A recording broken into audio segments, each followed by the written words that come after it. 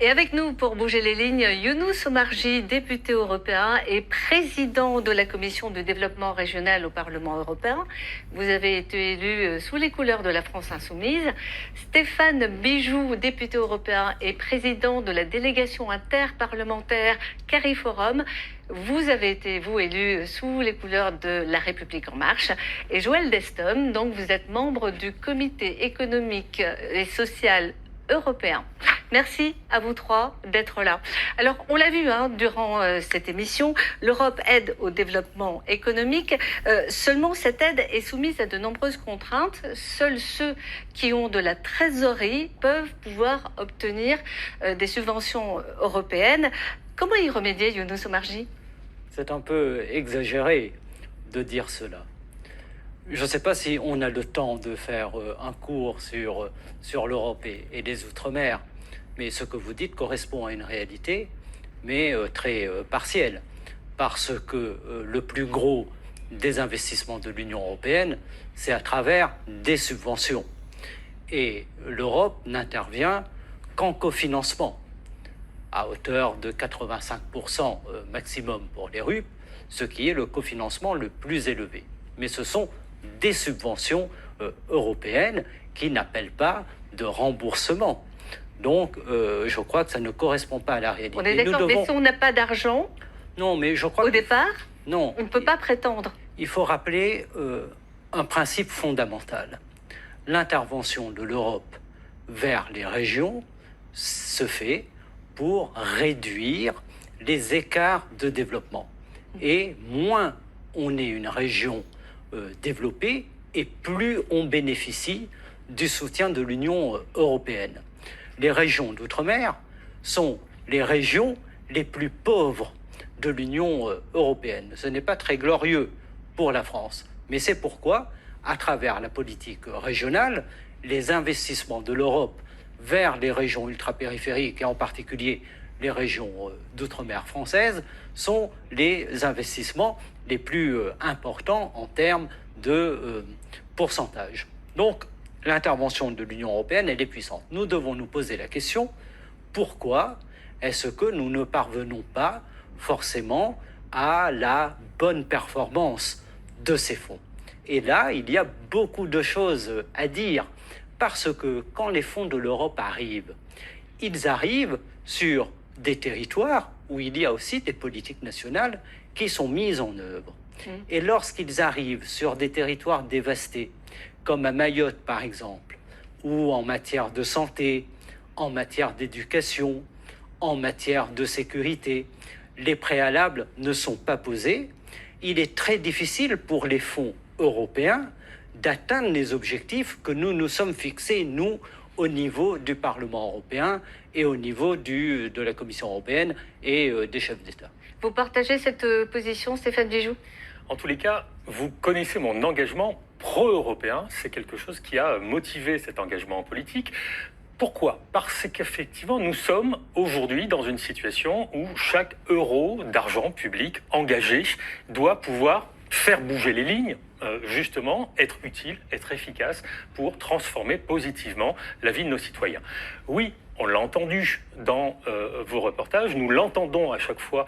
Vous savez, quand je ne suis pas à défendre les dossiers européens, je suis sur le terrain et j'entends et nous entendons ces retours de nos citoyens qui disent « L'Europe, c'est bien, mais c'est compliqué. » Et je vais vous dire, partout où je passe, partout où nous passons, ce qu'on entend, c'est effectivement tous ces reproches qu'on a entendus tout à l'heure sur l'Europe. Mais si on regarde bien, qu'est-ce qu'on voit ?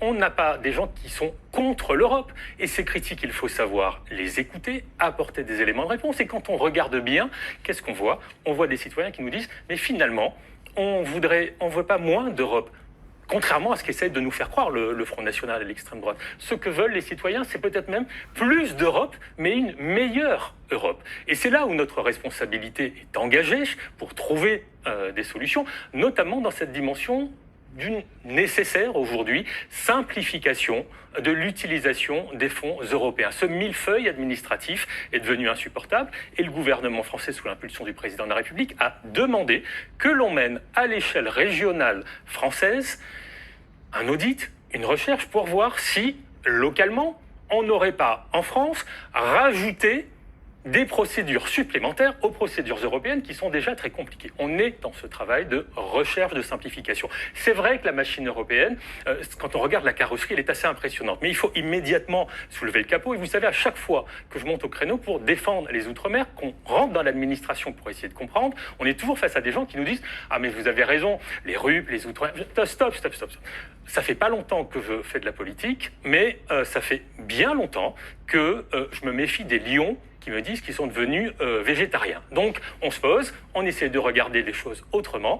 Et qu'est-ce qu'on voit? On voit effectivement cette urgence à trouver des process de simplification. Et c'est ce message des citoyens, on l'a bien entendu, puisqu'on a, à l'échelle du Parlement européen, il y a quelques jours, lancé un grand chantier, la conférence pour l'avenir de l'Europe, qui est un chantier où on va voir comment on peut changer l'Europe pour faire une meilleure Europe. Et c'est un processus qui va inclure et donner une grande part à la parole des citoyens. Alors, ce sujet de simplification, est-ce qu'il est également abordé au CESE? Parce qu'on entend les critiques à chaque fois. Est-ce qu'au Comité économique et social européen, vous avez déjà pris en charge ce dossier? Le sujet de la simplification, il est appelé par toutes les organisations de la société civile. C'est dans leur nature même que de défendre pour les intérêts qu'elles représentent ces organisations dans chacun des pays, mais c'est dans leur nature d'appeler le fonctionnement le meilleur possible. Pour autant, je suis marqué, moi, par une forme d'humilité qui existe et qui me marque parce que c'est un processus qui paraît complexe, mais qui appelle beaucoup d'intelligence collective. Et je crois qu'au sein du comité, il y a une bonne conscience des qualités de dialogue et de consensus à réunir pour avancer. Et c'est ce parallèle que je fais aujourd'hui avec nos territoires ultramarins. Dans le fond, j'ai bien le sentiment qu'on pourrait paralléliser nos histoires, une construction qui est finalement assez récente et qui produit, à mon sens, de nombreux résultats qu'on pourrait évoquer. Et sur nos territoires, l'envie de produire quelque chose de différenciant qui trouve de la place dans un ensemble. Alors, l'écart à réduire entre le sentiment d'appartenance et puis la réalité, à mon sens, viendra de ce qu'on va mettre dans l'intention, dans l'envie d'y aller, de le faire réellement. Au-delà des constats qu'on va poser, mais je crois que, et c'est ce que je retrouve au sein du comité, la stratégie des petits pas pour marquer, pour saluer toutes les réalisations, va venir amener chez nos générations futures, chez nos enfants, le sentiment d'appartenir à un ensemble plus vaste. Alors justement, vous parlez d'appartenance. Quand on vit à des milliers de kilomètres de l'Europe, comment peut-on se sentir européen, Younous Omarjee? Vous savez, depuis que je suis député européen, on a dû me poser cette question 100 fois. Donc pour la 101e fois, je vais essayer. Mais c'est une réalité pour les ultramarins. Je vais tenter une réponse. Mais ce qui importe en réalité, c'est de faire en sorte que les problèmes qui ont été soulevés par les personnes qu'on a entendues et les problèmes que rencontrent les ultramarins trouvent des solutions. Dans le moment qui est le nôtre, nous sommes face à la crise du Covid, avec une économie touristique qui est au ralenti, des milliers de personnes qui ont été au chômage, la pauvreté qui a grandi. Je veux vous dire, et je parle sous le contrôle de Stéphane Bijoux, que notre commission de développement régional et le Parlement européen a adopté des règlements pour, dans le temps de la crise, offrir aux régions ultra-périphériques des moyens supplémentaires pour faire face à la crise du Covid. Donc je veux bien rentrer dans des débats sur le sentiment d'appartenance. Il est bien évident qu'à La Réunion, nous sommes à la fois des Européens pour une raison administrative. Nous sommes des Français, nous sommes des Africains, nous sommes des Indiens océaniens et nous combinons tout ça en étant créoles. Mais je ne crois pas que ce soit des questions qui agitent aujourd'hui et qui préoccupent les gens. Ce qui préoccupe les gens... Il existe un vrai désamour, excusez-moi, mais lors des dernières élections européennes, l'abstention était énorme. En moyenne, 80% pour les électeurs ultramarins. Il y a un désamour entre l'Europe et les territoires d'outre-mer. Mais c'est une défiance vis-à-vis des politiques européennes. Et lorsqu'on parle des Outre-mer et de l'Europe, nous ne devons pas considérer que les Outre-mer sont insulaires dans les politiques européennes. En réalité, toutes les politiques européennes s'appliquent dans les Outre-mer. La politique commerciale est une politique de libre-échange très libérale qui a des impacts dans les Outre-mer. Et je crois que la défiance vis-à-vis de l'Union européenne et de ses institutions est une défiance dans le contenu très libéral de ces politiques qui provoquent partout à l'échelle de l'Union des inégalités, qui serrent les multinationales et les banques et qui, en définitive, rend beaucoup difficile la réalisation des objectifs que nous partageons pour faire en sorte qu'il y ait une meilleure cohésion à l'intérieur de l'Union. Mais nous entrons avec la présidence française de l'Union européenne en 2022, peut-être dans un temps nouveau, parce que le moment qui est le nôtre est un moment où nous avons vu que l'Union européenne peut-être a été capable de penser autrement. Tout ce que nous disions sur la dette, sur la nécessité des investissements publics puissants, eh bien cela peut-être pourra être intégré par la Commission européenne qui jusqu'à maintenant est ancrée sur des logiques très orthodoxes, très libérales, très inspirées en réalité par des politiques allemandes. L'Europe, on a l'impression que l'Europe prend de plus en plus de place. Hein. On le voit avec la crise du Covid, c'est elle qui distribue les vaccins, c'est elle qui dit si on doit utiliser tel ou tel vaccin, c'est la justice européenne qui a le pas sur les tribunaux français, il y a des normes européennes dans la société civile. Qui gouverne finalement? Est-ce que c'est l'Europe, Stéphane Bijoux? Alors, je vais vous dire, ce qui est important, c'est de prendre, vu le contexte et le monde dans lequel on vit, de bien comprendre à quelle époque nous vivons. Nous vivons un moment extrêmement important de retour, de choc politique et parfois de choc de civilisation. On voit bien se remettre en place un choc entre la Russie et l'Occident, se mettre en place un choc, un rapport de force entre la Chine et l'Occident.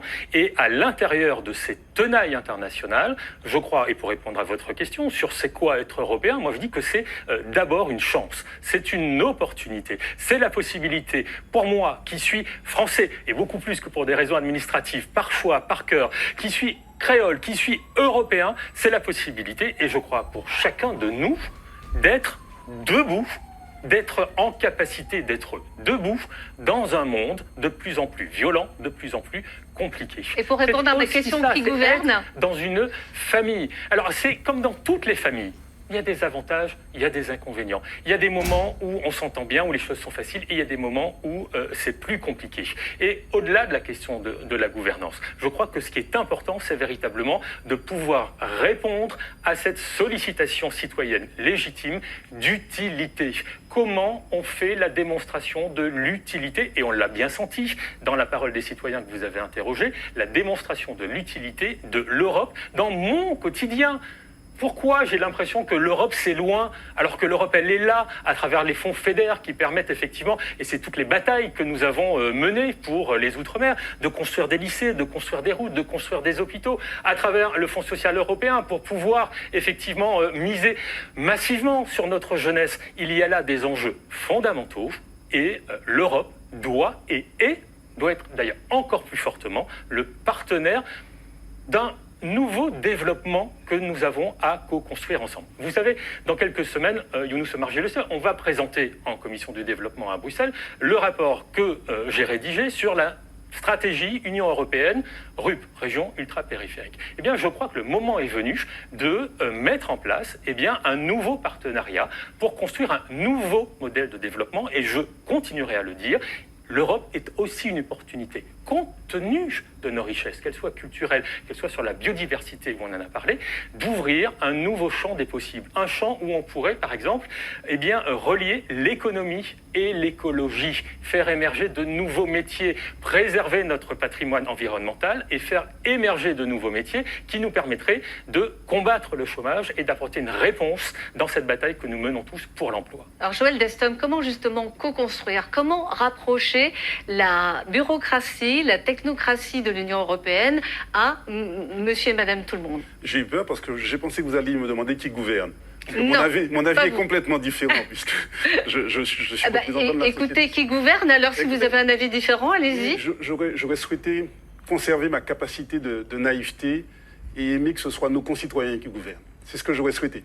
Alors, pour répondre à votre question, le consensus s'organise au sein du comité. Je vois des logiques de dialogue entre organisations d'employeurs, de salariés et de groupes divers que je ne connaissais pas. Je ne les connaissais pas parce que j'étais extérieur à l'institution. Donc je pense que cette logique de consensus, elle existe, cette dynamique existe déjà. La difficulté que j'éprouve aujourd'hui, que je suis membre du comité, c'est de diffuser largement autour de moi, de diffuser dans mes cercles de relations, sur les territoires, ce que ça peut signifier de manière très concrète. Et je vais prendre un exemple, celui de la politique sociale. Étant dirigeant de l'économie sociale et solidaire, il y a beaucoup de traits de la politique sociale européenne qui entrent en résonance avec les valeurs que je rencontre sur nos territoires, avec les actions engagées par le public, le privé.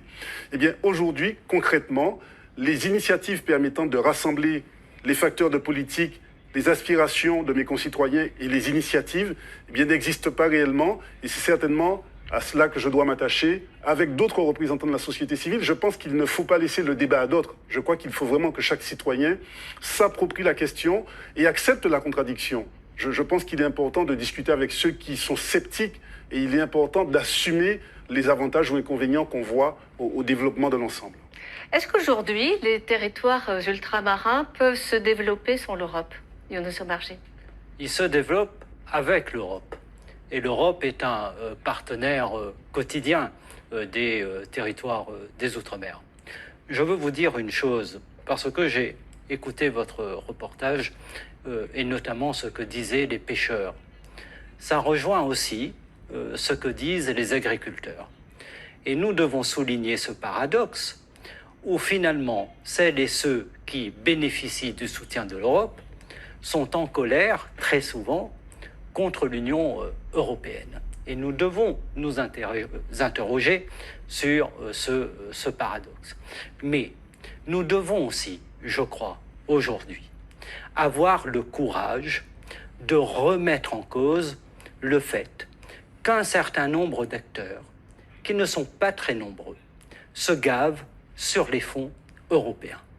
Parce que nous sommes des économies de comptoir et la relation entre l'Union européenne et les régions d'outre-mer s'est adaptée à cette économie de comptoir et à cette société de rente. Nous avons eu une réunion du contrôle budgétaire et nous avons vu que le premier bénéficiaire de la PAC à l'échelle de toute la France, c'est un acteur sucrier bien connu dans les Outre-mer, quand d'un autre côté, les petits planteurs, les éleveurs ont beaucoup de difficultés, comme on l'a dit, à trouver satisfaction par rapport au soutien qui peut leur être apporté.